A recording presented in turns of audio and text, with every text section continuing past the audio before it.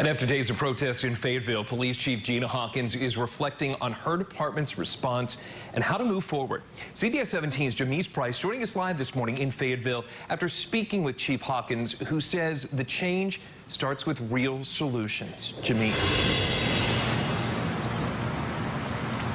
Bill, and that change starts, she says, with those policymakers at the federal level coming down to those local communities with accountability being at the forefront. Now, Hawkins says over the nearly week and a half of protests, it was an emotional roller coaster, tense moments all around, emotional moments for the community as well as the police department. She says the PD had a plan on how they would approach these protests, and that plan evolved over days and sometimes down to the hour. She also had additional help in town, National Guard and Highway Patrol, but a part of her plan was to make sure those agencies weren't visible in the community in an effort to not incite fear. Now, over the last few days, Chief Hawkins says she met with countless people in the community who all expressed some concerns, and now it's time to sit down with them and meet and begin those next steps. The individuals in the community have to get together to say, let's lay out what the end goal is that we want. Let's see what their department has to cover this.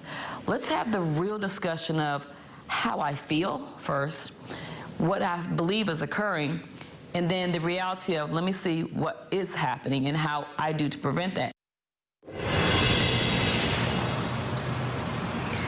I spoke with Chief Hawkins about a number of issues as it relates to these protests happening in the community and a lot of those main topics that we're seeing across the country. Now, coming up, you're going to hear her thoughts on defunding the police and if that is something that could work. That's coming up in the next half hour. Live in Fayetteville, Jamise Price, CBS 17 News.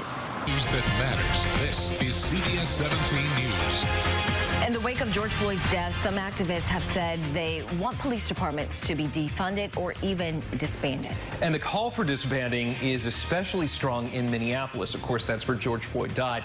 Discussions surrounding departments and their policies are now happening all over the country, and that includes in Fayetteville. That is where Jamise Price is joining us live this morning. Jamise, I know you had the chance to talk to Police Chief Gina Hawkins about these issues. I'm curious what she had to say. Bill, Chief Hawkins says disbanding a police department, that is extreme. She says the community needs officers. They need oversight. They need accountability. Now, when it comes to defunding, that's another issue folks are talking about. What does that mean? That means taking money from local and state police budgets and reinvesting that into communities, mental health services, education, and things like that. Now, when it comes to that, Chief Hawkins says she supports those societal issues and funding those like education and mental health there. Now, she says disbanding that police department isn't something she would support. She also pointed to Camden, New Jersey, where it disbanded its police department 7 years ago. When it comes to Fayetteville, Chief Hawkins says her officers want to be there and to protect the community. We love our community. We're here because if not us, then who? We said we'll come and protect. That is why we are here in law enforcement. I'm not for defunding police. I'm for funding the resources where it needs to be in our social and our communities.